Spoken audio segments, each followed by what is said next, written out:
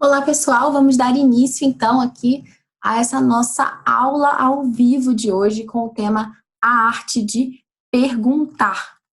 Estamos aqui já ao vivo no Instagram, estamos ao vivo também aqui no Zoom. Então, peço desculpas para vocês se às vezes eu ficar olhando um pouco para cima ou olhando para baixo, porque eu estou usando o laptop também, né, para, enfim, conseguir acompanhar aqui a apresentação. Se vocês quiserem também acessar pelo link do Zoom é melhor, porque eu estou compartilhando uma apresentação aqui na tela. Então, o pessoal do Instagram não consegue ver, o pessoal que está aqui no Zoom vai conseguir ver a apresentação que eu estou compartilhando, mas o pessoal do Instagram pode ver depois também. Eu vou gravar essa apresentação aqui e vou postar depois, tá? Lá no YouTube. Então, como eu avisei para vocês antes, né, a gente está, então, hoje com essa nossa live, essa nossa aula ao vivo com o tema A Arte de Perguntar. Se você assistiu a chamada dessa nossa aula aqui, você sabe que eu disse assim, né, que se você tem filhos entre 10 e 17 anos, você tem uma grande dificuldade na mão, né, que é encontrar livros para o seu filho. Geralmente é difícil, né, você encontrar um livro para o seu filho. Às vezes, essa dificuldade está presente na escassez de materiais. Afinal, você chega lá numa livraria, você encontra, enfim, um monte de porcaria, livros superficiais, enfim, coisas, né, que não tem muita relevância. Ou, talvez, a sua dificuldade esteja ao contrário, né, não na escassez, mas na abundância de materiais, porque você se deparou aí com essa grande tradição literária, com a educação clássica, enfim, vocês, como um piratinha perdido no meio do baú do tesouro, você não sabe, né, o que levar, né, enfim, é tanta pedra preciosa, tantos colares ali, moedas de ouro, e você vê tudo aquilo e você tem uma sacolinha, não sabe o que pegar primeiro, você fica completamente perdido ali naquele mar de preciosidades. Então, pode ser essa também a sua dificuldade.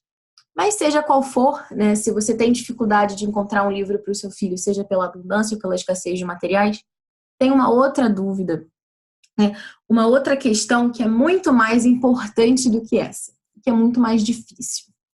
Claro que escolher o livro, né, é o primeiro passo, mas como fazer com que os nossos filhos, de fato, aproveitem aquelas leituras? Se vocês acompanham aqui o nosso trabalho, vocês sabem que a gente bate muito nessa tecla, né, da formação do caráter como esse grande objetivo da educação.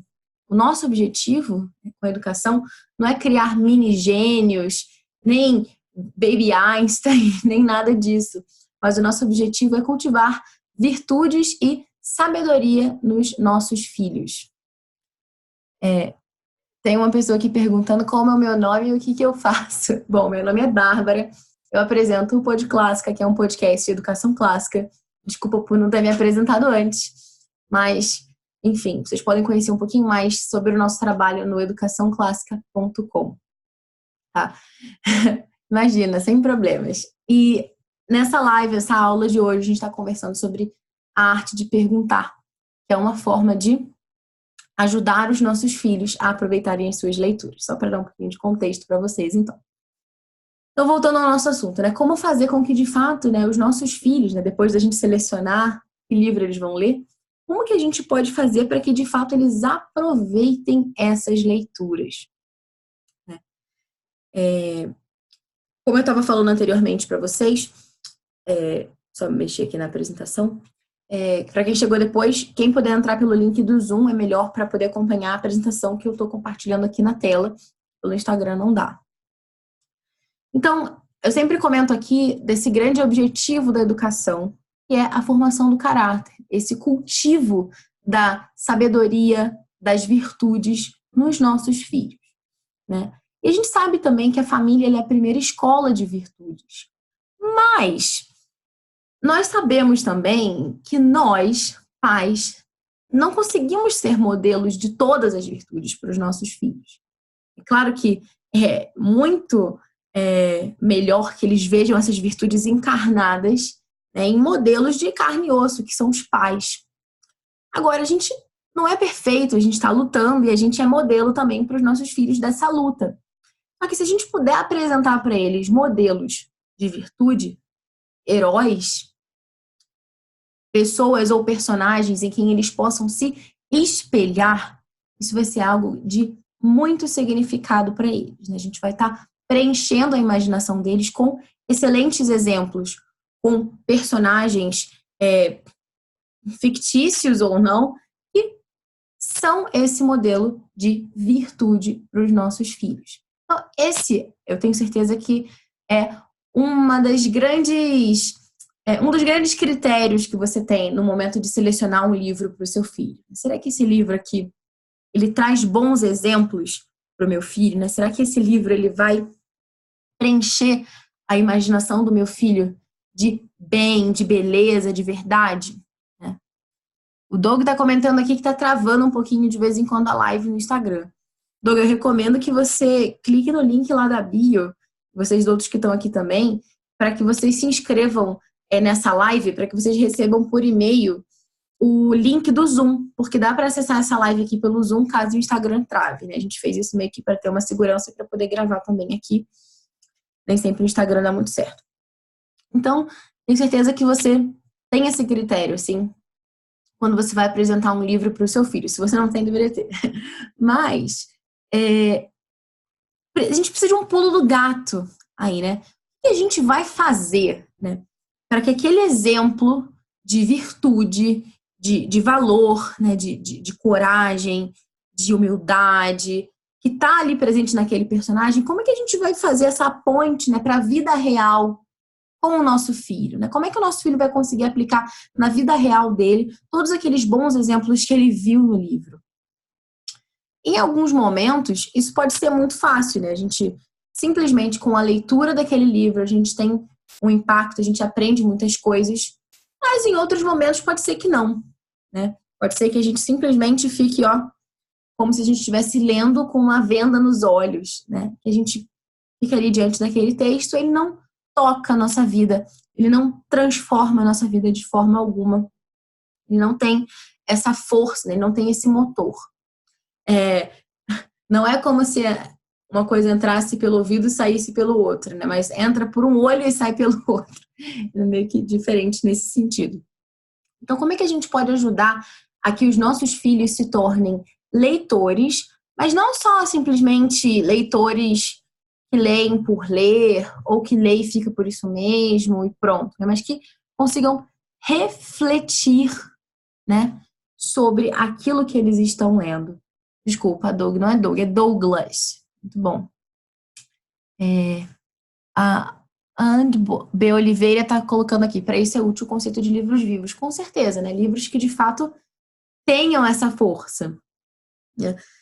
E uma grande estratégia, né, que é o que a gente veio falar aqui hoje, né, para que a gente consiga chegar nesse coração mesmo dos nossos filhos, ajudá-los a ter um olhar diferenciado sobre aquilo que eles leem, para trazer isso de uma forma mais concreta para a vida deles, são as perguntas.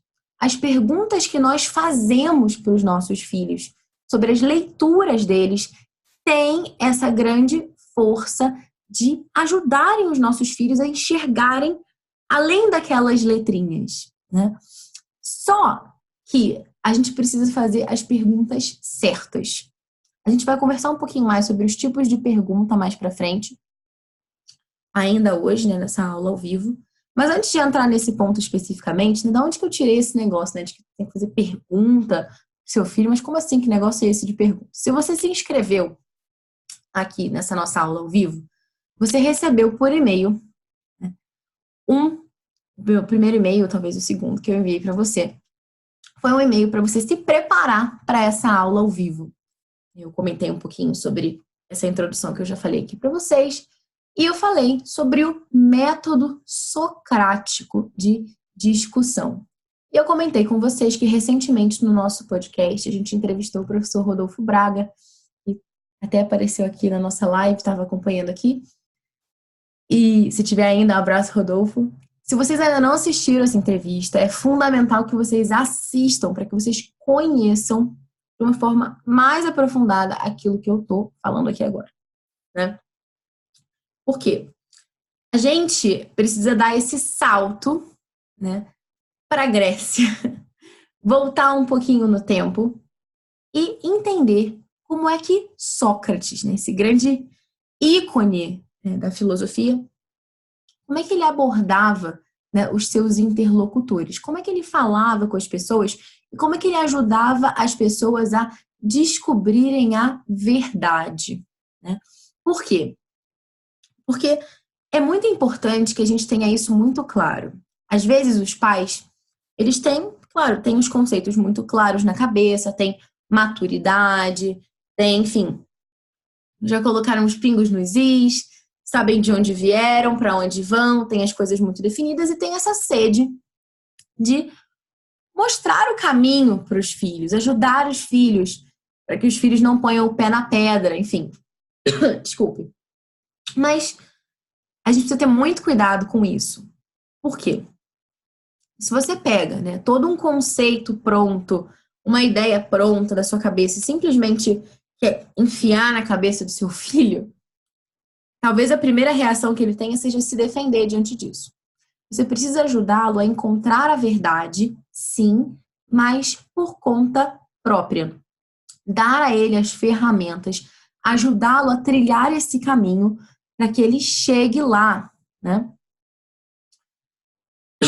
Tá perguntando aqui se eu tenho Instagram, né? Sim, tenho Instagram. É só você seguir lá. Tem o Instagram aqui do Pod Clássica, que é esse aqui mesmo, né? Que dá para seguir. Tem o Instagram pessoal, que é o Bárbara Lores. Tem o Instagram do Inglês em Família. Você pode me seguir aí nas suas redes sociais. Mas voltando ao assunto. A gente, então, precisa ter isso muito claro, né? De que, embora a gente tenha muito claro na nossa cabeça aquilo que é a verdade, aquilo que é o bem, enfim, a gente precisa ajudar os nossos filhos a descobrirem isso por conta própria. Tente se lembrar, né? Enfim, né? Pense aí em algo que transformou a sua vida quando você teve contato com isso, né? A verdade, por exemplo. Enfim, né? Algo que virou sua vida do avesso, né? Basicamente. Você, nossa, te deu um insight, te deu uma luz e você viu aquilo e deu um sentido completamente novo para sua vida, né? Foi algo que veio de dentro de você. Você viu aquilo, você contemplou aquela maravilha e isso te moveu a agir, né? Diferente de quando alguém vem e quer tentar simplesmente ficar te convencendo com um discurso. Que você simplesmente diz, ok, ou não concordo, né? Isso não tem o poder de transformar a sua vida. Né? Isso, falta essa vida, justamente, né? Para te mover. Então, a gente precisa, se a gente quer ajudar os nossos filhos a encontrarem a verdade, a primeira coisa que a gente tem que fazer é não entregar essa verdade dentro de uma caixinha amarrada com um lacinho de fita e obrigar os nossos filhos a segurarem essa verdade com unhas, dentes e tudo que eles tiverem. Não, a gente tem que instigá-los, provocá-los para que eles possam ter essa sede, essa vontade de conhecer a verdade e eles possam ir atrás. Porque isso que é um estudante, né? A palavra studium, do latim, tem exatamente esse significado. Essa fome que nos move a conhecer, essa sede de conhecimento, precisamente. Bom, então, Sócrates, ele utilizava esse modelo, né? De fazer perguntas para os seus interlocutores para ajudá-los a encontrar a verdade. Né? Esse método de perguntas, que é a ironia socrática. Se você está um pouquinho perdido naquilo que eu estou falando aqui de Sócrates, mais ou menos do método socrático, assista este episódio. Tá muito bom, o professor Rodolfo Braga manda muito bem. Essa foi a primeira parte da entrevista, logo vai sair também a segunda parte. Então, como é que funciona isso, né, na prática? A gente precisa ter as perguntas certas e essas perguntas elas têm que ser provocativas, elas têm que instigar ali, né, o nosso filho, ou se você é professor, o nosso aluno, a ter essa sede do conhecimento, a querer ir atrás da verdade, né? Colocar aquela pulguinha atrás da orelha dele. Então, eu me lembro agora de um exemplo assim concreto que tem no Mênon, né, que é um diálogo que foi escrito por Platão, né, transcrevendo ali um diálogo de Sócrates com inicialmente o Mênon e depois um escravo do Mênon. Sócrates ele vai fazer uma demonstração para o Mênon, e aí ele pega um dos escravos do Mênon e faz meio que uma aula de geometria com ele, basicamente, né? Ele começa a traçar algumas coisas na areia, faz algumas perguntas para aquele escravo, né, aquele menino, e o menino vai respondendo, cheio de confiança. Nossa, eu sei, o que é isso? Maravilha, isso é um quadrado assim, assado, não sei o quê. E o Sócrates continua perguntando, mas e se não sei o quê? Isso não sei o que lá. E, num dado momento, ele continua respondendo com toda a segurança, mas ele começa a perder a capacidade de explicar aquilo que ele supostamente sabe. E Sócrates continua perguntando para ele, e o menino começa meio que ele ficar numa situação, numa sinuca de bico, que ele começa a perceber que ele não sabe explicar aquilo que ele disse que conhecia. Ele começa a se confrontar com essa realidade que ele é ignorante, que ele não conhece aquilo que ele sabe, que ele disse que conhecia. Então ele começa a ficar meio desnorteado ali com todas aquelas perguntas que Sócrates faz para ele. E no final ele admite, né? Por Zeus, eu não sei. Tipo, me deixa em paz, né? E aí, assim, né? Esse estado em que ele tá, né? É até engraçado, né? Sócrates chama atenção para isso, né? O que vocês acham, né? Ele é melhor ou pior do que o estado que ele estava antes, né? Esse estado um pouco de talvez perplexidade, assim, né, com a própria ignorância. Isso é muito interessante, né, porque antes ele achava que sabia, quando na verdade ele não tinha aquele conhecimento. Agora, né, que ele reconhece que ele não sabe, agora ele está numa situação melhor, porque diante da sua ignorância, aí sim, ele tem essa característica, né, que é fundamental para que ele possa ser ensinado. Por quê? Se você acha que sabe tudo, o que mais que você vai aprender? Né? Você precisa reconhecer a sua ignorância, fazer esse exercício aí, né, de humildade, para que você justamente possa chegar a conhecer alguma coisa. Se você acha que já sabe, né? Então, como é que você vai conhecer a verdade? Como é que você vai se lançar nessa busca pela verdade se você já sabe tudo? Isso não vai acontecer. Então, esse estado, né, de ignorância, digamos assim, né, essa percepção da própria ignorância é algo que nos faz, então, ensináveis, aptos à aprendizagem, de fato. E é algo muito bom que a gente se aperceba disso, né, para que a gente possa, então, se lançar nessa busca pelo conhecimento, com muita sede.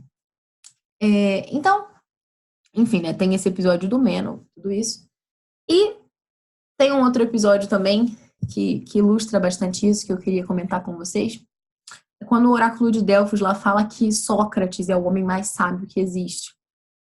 Sócrates ficou um pouco perturbado assim diante disso. Mas ele entende, né, que por que ele é o homem mais sábio? Porque ele sabe que não sabe nada, né? Lembra daquela frase típica, né? Só sei que nada sei.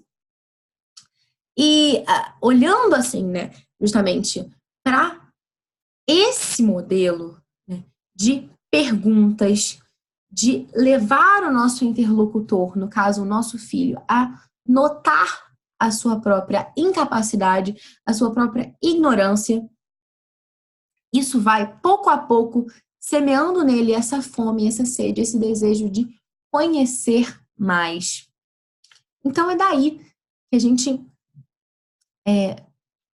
tirou a ideia, né, de fazer essa aula ao vivo para vocês hoje, justamente para conversar sobre o poder das perguntas, né? O poder que as perguntas têm dentro desse contexto, né, de seu filho estar lendo e você está ali conversando com ele.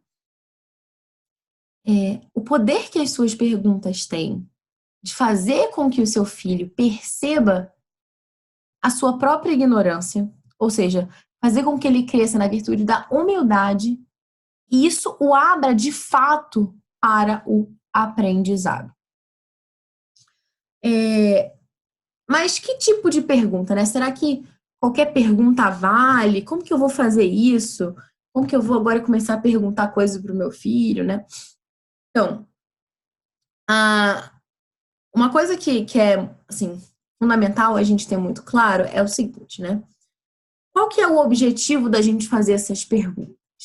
Existem muitos modelos hoje em dia, né, de aulas, enfim, discussões e tudo, em que as pessoas ficam fazendo muitas perguntas e falam sobre assuntos, enfim, variados e tudo. Mas você vê que aquilo não tem um objetivo, né? A coisa começa a descambar assim desde o que você fez no fim de semana até qual é o seu sorvete favorito, né? Você vê que são perguntas que funcionam assim, né? Simplesmente é o perguntar por perguntar, manter aquele assunto vivo de alguma forma. Mas não é isso que a gente quer, né? Se a gente quer que o nosso filho, que os nossos alunos, enfim, tenham essa sede pelo conhecimento, por buscar a verdade, né? Não nos basta que eles simplesmente fiquem falando coisas aleatórias, né? Sobre os livros, sobre as coisas que eles leram. Não. A gente precisa ter um objetivo com essas nossas perguntas, né? Então, a gente conhece aquele livro, então a gente vai começar a pensar, né? Que tipo de reflexão a gente poderia tirar aqui desse livro? O que eu posso ajudar o meu filho a pensar sobre isso? Só que ao invés de você chegar para o seu filho e simplesmente fazer uma palestrinha, né? Começar lá a falar, meu filho, este livro traz muitos ensinamentos, são tão relevantes para a sua formação. Não, você não vai fazer isso. O que você vai fazer? Você vai transformar, né? Tudo isso aí que você está pensando em perguntas para ajudar o seu filho a chegar nessa conclusão por conta própria, através desse diálogo com você. E aí acontece, né, que algumas pessoas ficam com medo disso, né? O que eu vou fazer, né? Isso é uma caixinha de surpresas, né? Porque eu vou começar a perguntar e o meu filho vai começar a perguntar e vai começar a responder e eu não vou saber, eu vou ficar perdido, eu não vou ter as respostas para ele, né? O risco, né? Digamos assim, né? Onde que essa conversa vai parar? Onde que esse diálogo vai chegar? Então, é bem curioso isso, né? Mas a gente tem que parar, né, de ter esse medo. Primeiro, por quê? Né? Qual que é o nosso objetivo? Nosso objetivo é buscar a verdade. Então, a gente precisa pensar, né, em uma pergunta inicial que, de alguma forma, aponte já para aquele assunto, para aquilo que a gente está querendo desenvolver, né? Então, isso já ajuda bastante, né? Então, você já vai não limitar as possibilidades completamente daquela discussão, mas dar uma orientação, né, para que aquilo siga um caminho. Isso é muito importante, né? Se você for pensar, por exemplo, em um parquinho, um playground, uma praça, enfim, né, que tem uma cerca em volta. A princípio, né, seu primeiro olhar sobre esse parquinho pode ser, nossa, tá limitando as possibilidades das crianças. Mas ao contrário, é muito bom que tenha aquela cerquinha, porque ajuda os nossos filhos a identificarem todo o potencial que eles podem explorar ali onde eles estão. Eles sabem que eles têm, sei lá, 5 brinquedos, o escorrega, o balanço, a gangorra, sei lá, outras coisas. E é ali. E eles podem explorar ao máximo o potencial daqueles brinquedos que estão ali, né? Se você tira a grade, você aumenta demais as possibilidades. Ele não sabe se ele vai correr para o outro lado da rua, se ele vai no homem do que está vendendo picolé do outro lado, se ele vai. Ele começa a ficar com muitas informações ali, um pouco sem saber o que fazer e não aproveita, né? Então, se você limita um pouquinho as possibilidades nesse sentido, você ajuda a desenvolver mais aquele assunto, né? Então, a Irani está me perguntando, né? O que você quer dizer com verdade? Irani, verdade é tudo aquilo que é independente do que eu acho sobre isso, né?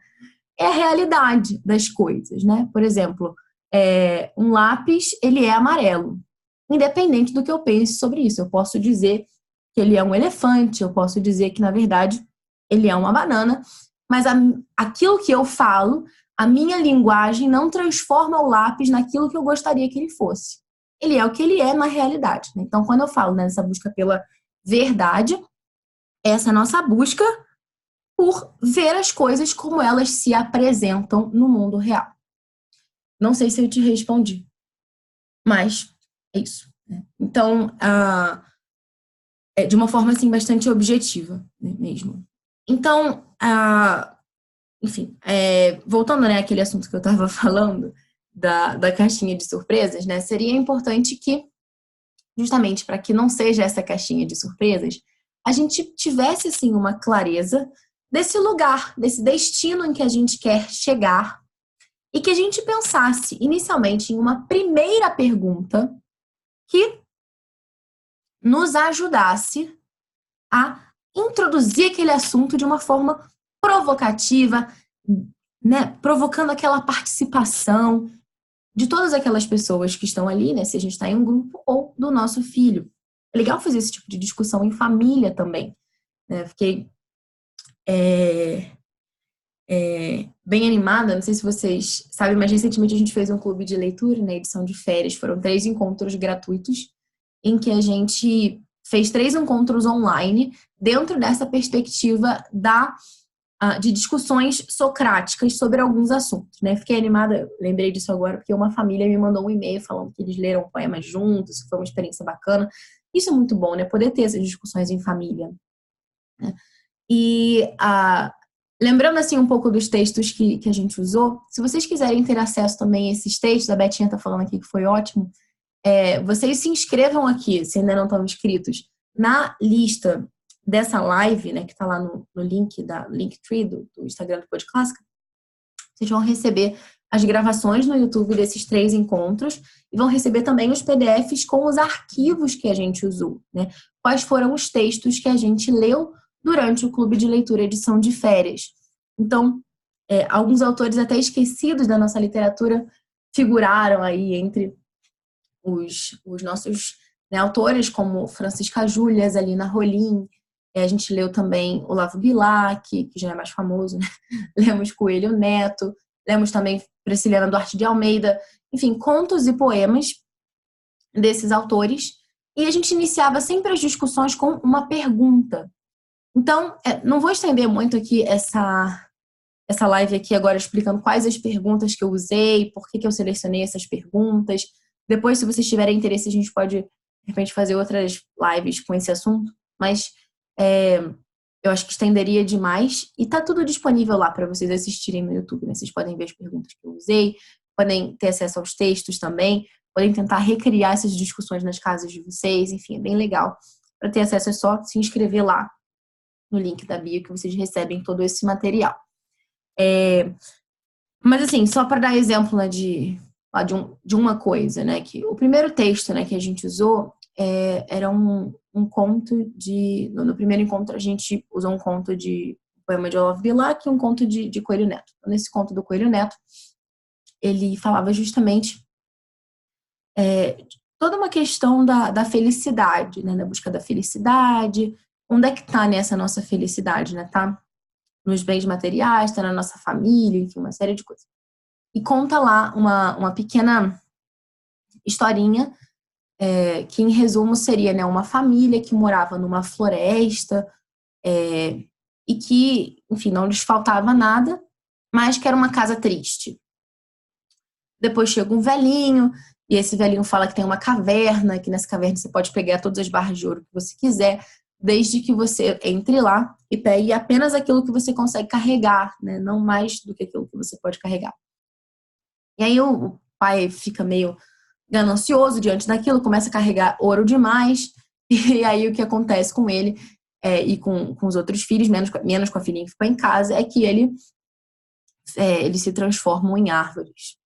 Depois a filhinha vai lá, carrega aos pouquinhos o ourinho dela, sem carregar mais do que pode, consegue tirar todo o ouro, mas nem assim ela fica feliz, porque ela não tem a família dela. Depois tem uma velhinha que, na verdade, tem poderes, né? E ela consegue fazer com que a família dela volte, e depois tudo dá certo no final, basicamente.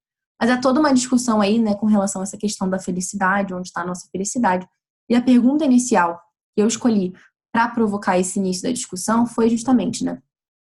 perguntar para eles, né, se aquela família lá no início, né, se eles tinham tudo o que eles precisavam, se não lhes faltava nada, né, enfim, não tinha ninguém doente, não estavam passando nenhuma necessidade, por que aquela era uma casa triste? E aí a gente começou a perguntar e pensar, né, o que é essa tristeza? Por que será que eles eram tristes? O que estava faltando?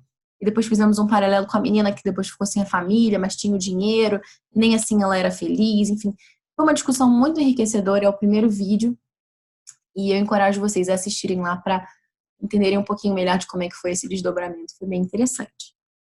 E é legal também a gente ter muito em conta, né, não, quando a gente pensa, né, nessa primeira pergunta que a gente vai fazer para iniciar essa discussão, de ter muito claro, assim, que essa pergunta que a gente vai fazer tem que ser uma pergunta sincera.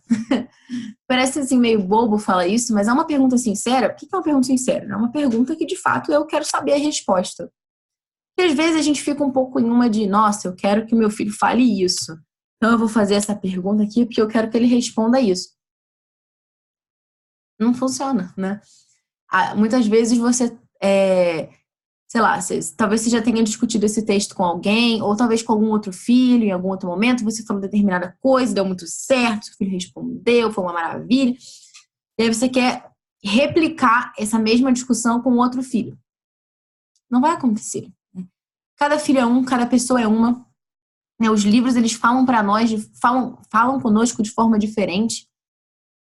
Então, claro que há sim espaço, né? Se você quer fazer uma reflexão sobre aquele livro com seu filho, você pode fazer, comentar alguma coisa. Mas não precisa fazer isso em forma de pergunta, né? Se você vai fazer essa pergunta para o seu filho, faça mesmo uma pergunta que você tem interesse em saber a resposta. Não simplesmente uma pergunta que você está fazendo só para dizer que está fazendo a pergunta. Não, não é isso. Um outro elemento também que é legal a gente ter em conta, né, nessa preparação mesmo dessa nossa discussão. Porque não basta, né, simplesmente que a gente tenha isso de vou fazer essa discussão, né? Não, é preciso ser planejado mesmo, né? Existem, sei lá, né, muitos modelos, né, de discussão, de aulas em círculo, que em si não tem nada de mal, mas a forma como muitos profissionais abordam, assim, profissionais de educação, às vezes fica um negócio meio solto, né? De, né, que você viu, que você vai ver no fim de semana, sabe? Esse tipo de coisa. Por quê? Porque não foi uma discussão planejada. Né? Não são perguntas simplesmente para o pessoal falar a opinião. É uma pergunta só para a gente ficar conversando fiado. Não, entendeu? Tem que ser perguntas que nos ajudem a buscar a verdade, né? E essas perguntas precisam ser pensadas, precisam ser preparadas, precisam ser planejadas. Né? E ao mesmo tempo em que a gente precisa desse planejamento, a gente precisa também ter um certo desprendimento. Por quê? Porque não necessariamente, assim, né? É bom você, quando você inicia, você tem um planejamento, você imagina ali aquele destino onde você quer chegar com aquela discussão, né? Você tem mais ou menos ali alguma ideia. Mas se aquela discussão começa a ir para um outro lado, que também é válido, que também é um lado bacana, você está vendo como aquilo é valioso, vai, entra, faz as malas e vai logo, faz uma escala, vai para outro destino e pronto, não tem nenhum problema, né?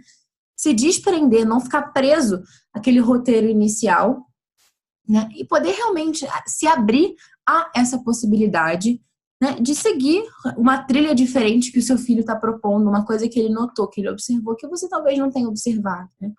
Então, como é que eu vou saber se essa minha discussão foi boa, se ela foi proveitosa? Né? Se a gente conseguiu sair de um lugar e chegar a outro, se a gente conseguiu descobrir alguma coisa nova, alguma coisa interessante, ou alguma coisa que nos toca sobre aquele texto, alguma coisa que fala conosco. E é uma arte, né? Toda essa arte de perguntar, como eu tinha falado anteriormente, né? É isso, a gente vai aperfeiçoando conforme a gente vai fazendo. E se a gente tem outras pessoas também que a gente possa observar fazendo essa mesma coisa, ou que possam nos observar e nos dar um retorno, né? Nos dar um feedback, comentar, né, se a gente está fazendo legal, se não, isso tudo ajuda muito, né? Planejar, executar, avaliar, né, sei lá, grava um vídeo, ou então se grava fazendo essas perguntas e tudo, e depois escuta procura ver, né? Puxa, né, que pergunta que eu poderia ter melhorado aqui? Será que foi legal isso que eu disse? Será que não? Ou se você tem a ajuda de outras pessoas que tenham esse olhar também, ajuda mais ainda. E assim a gente vai, de fato, né, aprendendo. Porque é uma arte, a gente precisa desse esforço mesmo, né? E queria, então, comentar com vocês agora sobre tipos de pergunta, né, ideias. Se vocês estão acompanhando pelo Instagram, não deixe de se inscrever também na live para que vocês recebam por e-mail a apresentação em PDF da nossa aula ao vivo. Tem tudo isso aqui escrito de uma forma mais pormenorizada, né, dos tipos de perguntas. Então, eu separei aqui para vocês alguns modelos, alguns tipos de perguntas que são muito bons, né, para a gente ter ideias e tudo daquilo que a gente vai falar. O que perguntar? O primeiro modelo de pergunta que eu quero apresentar para vocês é o das perguntas abertas planejadas, né? Lembra que eu falei com vocês do planejamento, né? O que são essas perguntas abertas planejadas? São perguntas que introduzem o assunto de uma forma aberta, assim, né? Dão pano para manga, né? De vários aspectos, mas que partem ali, né? De uma verdade, que tem um destino em mente, ou seja, foi uma coisa planejada. Por exemplo, nesse momento, né, que eu perguntei para o pessoal do Clube de Leitura Edição de Férias, se nessa casa, essa família tem tudo que eles precisam, né, enfim, materialmente, não lhes falta nada, eles são saudáveis, eles estão bem, por que essa é uma casa triste? Quando eu faço essa pergunta, podem surgir inúmeras respostas, né? Mas eu tenho ali, né, nesse meu planejamento, né, algo, né? Porque eu quero despertar neles esse conhecimento, essa luzinha que pisca, né, de que a felicidade não tá ali em você, enfim, né, não te faltar nada materialmente, né? Porque existem situações em que as pessoas, né, lhes faltam coisas materiais e que as pessoas são felizes, né? Onde que tá a nossa felicidade, então, né? Então, e isso é uma pergunta aberta, mas que tem, né, um plano, ela tem um porquê. Por que eu tô fazendo essa pergunta, né? Eu sou louca, né? Por que ele é triste? Eu não tenho nada para falar, vou falar isso. Não. Porque tem um destino onde eu quero chegar, um ponto de reflexão e eu quero levar, né, aquelas crianças até lá. Outro modelo de pergunta são as perguntas hipotéticas, né? Que inserem esse nosso interlocutor naquela cena, né? Ou, né, em uma outra situação imaginária, enfim, qualquer, e que vão envolver ali uma tomada de decisão. Por exemplo, nesse exemplo ainda da floresta, né, desse conto. Uma boa pergunta, né, uma hipotética, assim, que você poderia fazer, é procurar colocar o seu filho naquela cena. Se você tivesse aqui nessa situação, no caso do homem, né, que entrou lá na caverna e começou a pegar todo aquele ouro, né, tentar colocar ele ali naquela, né? O que você faria, né, se fosse você? Você teria carregado todo aquele ouro? Não? Enfim, porque ajudá-los a refletir dentro de uma outra perspectiva. Existem também as perguntas que são perguntas direcionadoras. O que são essas perguntas direcionadoras? São perguntas, né, que procuram direcionar o nosso assunto para um determinado lugar ou retomá-lo, né? Porque às vezes pode ser que no meio da discussão as coisas comecem a ficar um pouco perdidas, né? Por exemplo, eu me lembro agora de... Acho que foi o nosso segundo encontro. Foi bem interessante, assim, essa discussão lá no Clube de Leitura Edição de Férias. E a gente estava fazendo uma leitura, e aí a gente começou, a pergunta que eu fiz nesse encontro foi, né, se... não lembro se foi o segundo ou se foi o terceiro, enfim. Mas a determinado momento eu perguntei, assim, né, as coisas, elas são belas porque nós as amamos, ou nós as amamos porque elas são belas? Foi no segundo encontro, exatamente. Então começou a surgir várias questões, né, de será que a beleza é algo objetivo? Será que ela está nos olhos de quem vê? Será que o nosso sentimento tem algum peso nisso? Será que não? A gente começou a discutir sobre isso. Em um determinado momento, foi levantada a questão do certo e do errado, né? Do tipo, será que existem coisas certas e erradas? Ou será que depende de quem está vendo? Né? Ou seja, a discussão foi para um lado, a gente estava num outro lugar, e ela foi para um outro lado, bem delicado. E, enfim, a gente começou a falar sobre isso, explorou esse assunto, mas depois foi necessário retomar aquilo que a gente estava falando anteriormente. Então, é uma pergunta que vai trazer de volta a discussão para o rumo, né, para aquele que a gente estava anteriormente. Uma pergunta esclarecedora, né? As perguntas esclarecedoras são boas, elas têm o seu lugar, elas, assim, ajudam, mas a gente precisa ter um cuidado com elas, porque às vezes tem pessoas que se prendem a esse tipo de pergunta. O que é uma pergunta esclarecedora? É uma pergunta que ajuda a verificar a compreensão daquele texto, né, com relação à linguagem, por exemplo, ou até das situações em si, né, não tanto se prendendo à linguagem, né, especificamente, mas ao sentido daquilo. Mas com relação à linguagem, né, seriam perguntas assim, né, o que significa tal palavra? Né, qual que é o oposto disso, daquilo, né? E são palavras que nos ajudam né, clarear mais as ideias, a entender melhor o nosso texto, porque se a gente não entende a linguagem daquele texto, fica difícil a gente fazer uma reflexão sobre ele. Mas, se a gente ficar só nessa camada, né, da linguagem, a gente não vai conseguir aprofundar. Né? Então, essas perguntas têm o seu lugar, elas são importantes, mas a gente não pode ficar só nadando na superfície. E justamente, não só a linguagem também, mas existem também perguntas que esclarecem aquelas situações mesmo que estão sendo retratadas naquele texto, né? Então, não sei, a gente poderia pensar um exemplo aqui dentro desse conto. Por exemplo, a gente, assim, vocês que ainda não leram o texto, talvez fique um pouquinho difícil de acompanhar.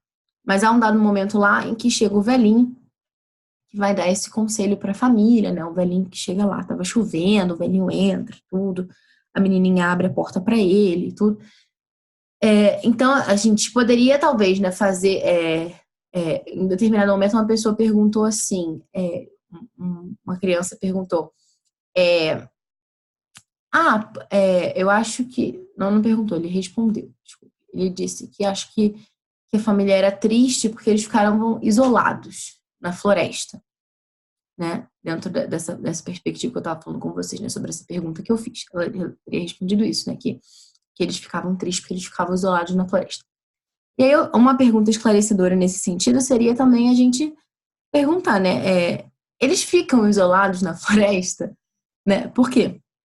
Há no texto presença de outras pessoas ali, eles também têm todo um trabalho que eles fazem, então eles encontram outras pessoas. Então, isso nos ajuda a ver que essa não é a razão da tristeza deles, né? O fato deles viverem isolados de outras pessoas, porque eles não vivem necessariamente isolados, né? O texto não afirma isso. Então, é uma pergunta que esclarece não só o ponto de vista da linguagem, mas a situação em si, aquele contexto. Isso pode nos ajudar a se posicionar também diante do texto. Deixa eu ver aqui que horas são, porque eu tenho fama já de ultrapassar o tempo limite do Instagram, que é 1 hora, né? Senão o Instagram vai me cortar.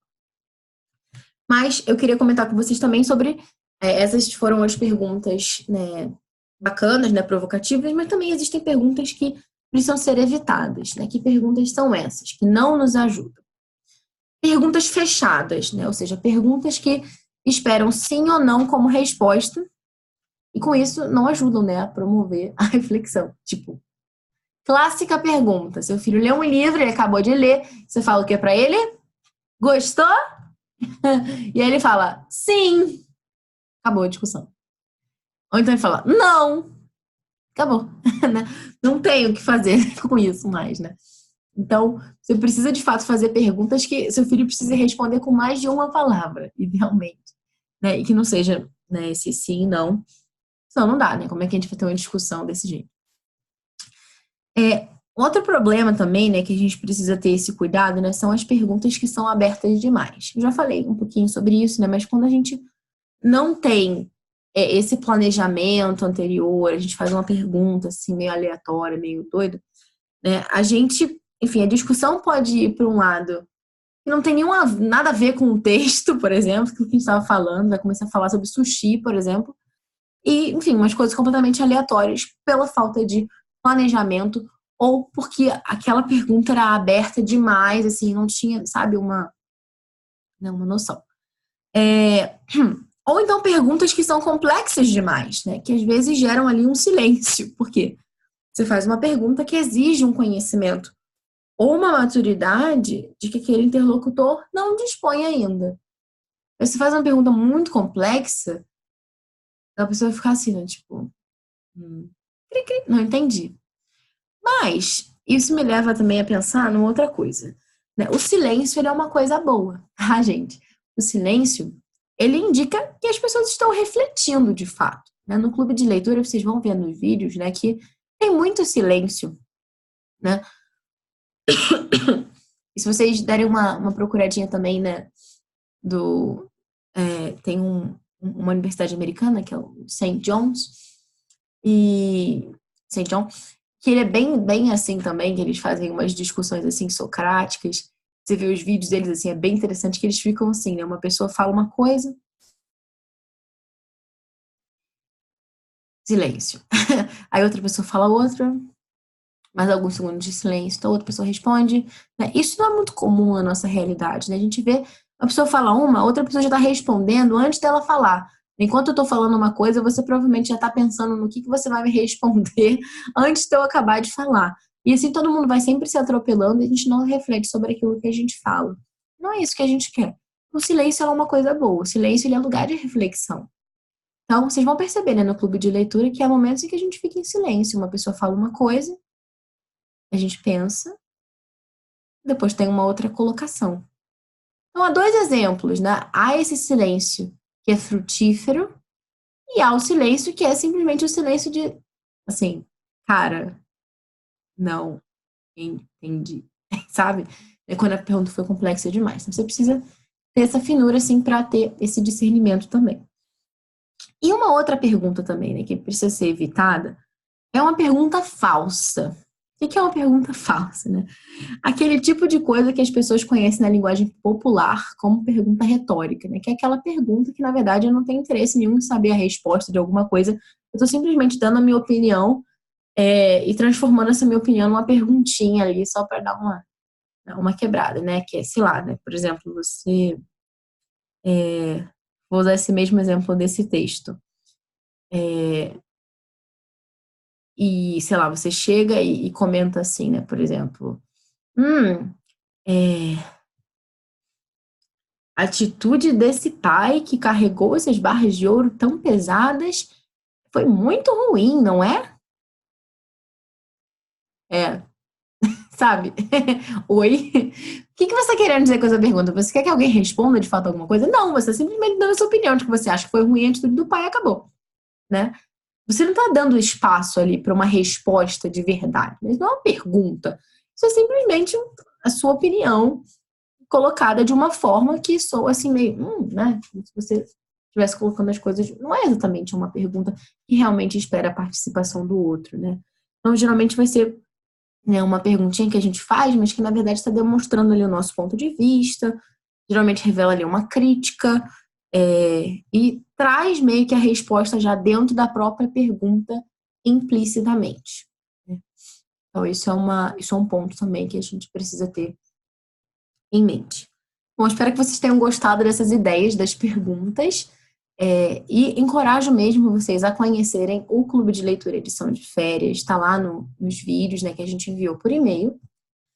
E, conforme prometido, eu queria também comentar com vocês que nós estamos abrindo as inscrições para o nosso clube de leitura, para a nossa primeira turma, né? Vocês sabem que a gente fez esse clube de leituras edição de férias, e foi completamente gratuito. Foram 3 encontros que estão disponíveis lá no YouTube para vocês verem. Mas a gente quer, de fato, aprofundar mais, né? Não ficar só lendo textos assim um pouco soltos, mas aprofundar mesmo em obras da nossa literatura né, enfim, esse grande patrimônio que a gente tem, né, da nossa humanidade, obras maravilhosas que têm essa capacidade mesmo de apresentar esses exemplos vivos, né, que formem o caráter dos nossos filhos, que preencham a imaginação deles de bons exemplos, né, de virtudes, enfim. E o clube de leitura é uma ferramenta excelente para isso. E também para promover a amizade, né? Por que não? Afinal, a gente tem essa experiência, né, de que existem muitas famílias, né, que têm esse interesse por uma educação clássica, por uma educação baseada nas virtudes. Mas, às vezes, né, pelo menos na minha experiência, isso é muito comum entre pequenininhos. Eu, por exemplo, tenho um filho de 4 anos e tenho uma filha de 1 ano e meio.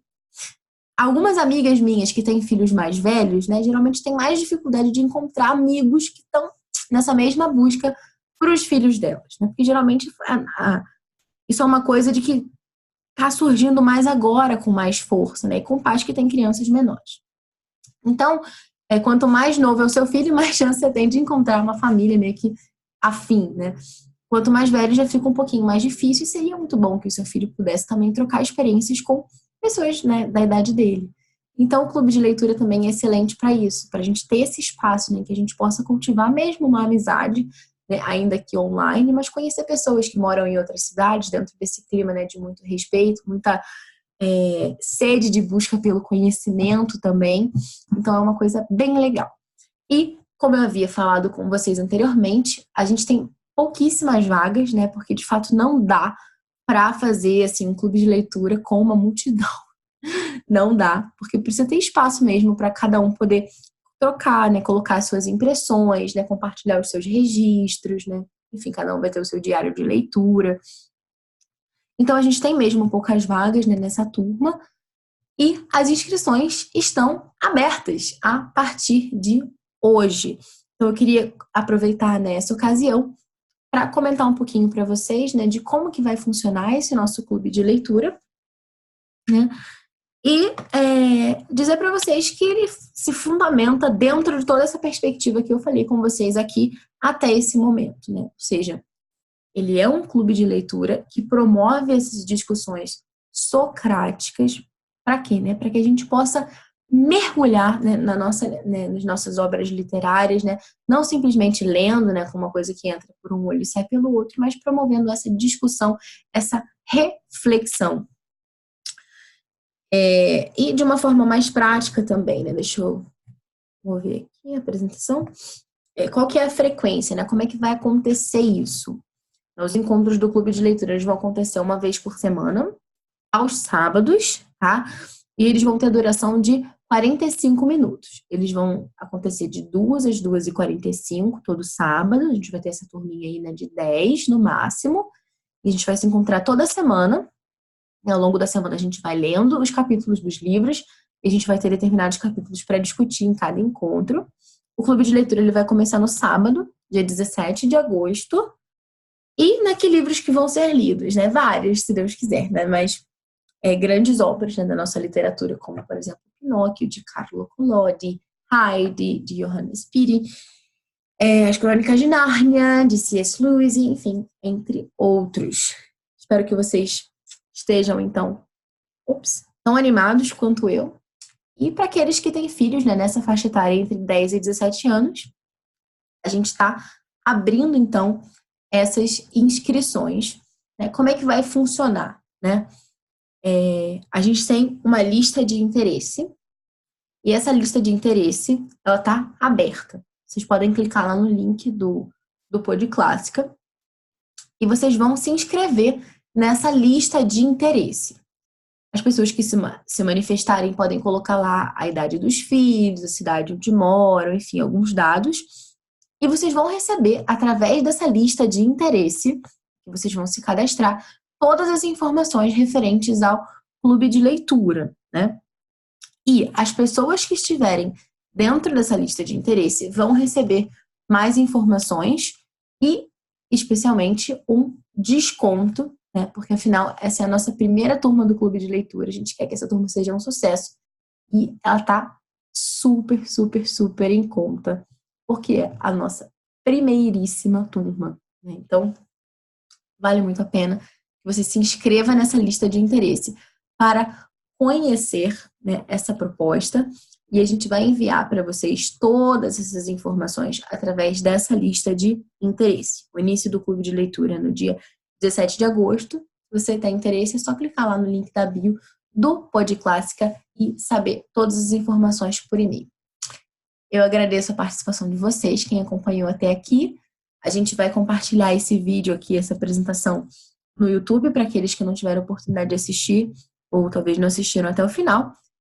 Conheçam também o nosso trabalho lá no educaçãoclássica.com e acompanhem também aqui as nossas novidades, as nossas lives de terça-feira às 5 da tarde, no Chá das 5, os nossos episódios do Pod Clássica, também o nosso trabalho lá com o assunto de família e com o inglês em família, enfim, muitas coisas, e até lá.